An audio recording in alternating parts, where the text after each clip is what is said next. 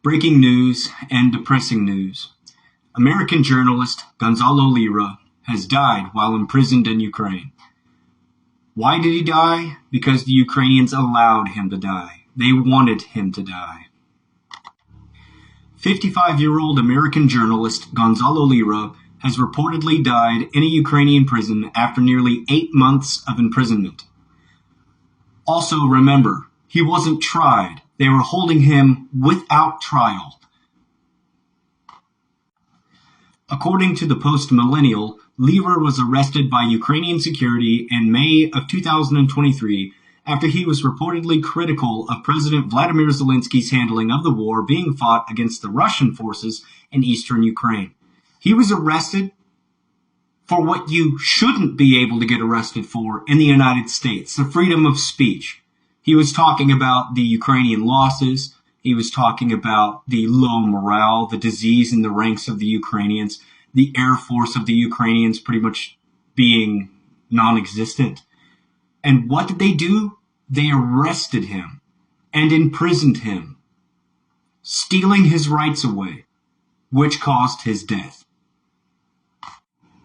Lira's father, Gonzalo Lira Sr., provided a statement on his son's death to the Gray Zone, saying, "I cannot accept the way that my son has died. He was tortured, extorted, and incommunicado for 8 months and 11 days, which means not in communication.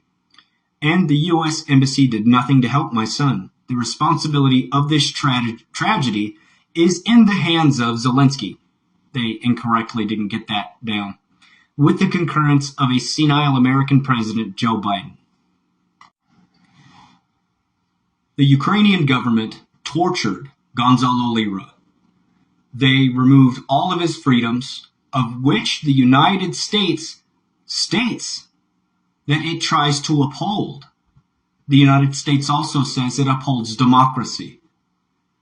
Well, if Ukraine is imprisoning journalists for using their First Amendment free speech, Gonzalo Lira was an American citizen, then shouldn't the United States condemn Ukraine for their actions? Shouldn't the United States care?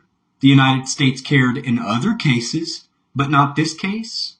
Shouldn't the United States care about Julian Assange? It's one of those 'tis for thee, but not for me. 'Tis for me, but not for thee decisions as it pertains to democracy and the Constitution.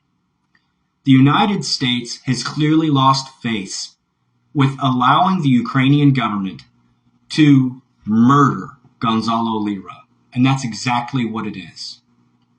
The United States is spitting on the service of every World War II veteran that fought to end fascism, because that's exactly what it's supporting in Ukraine.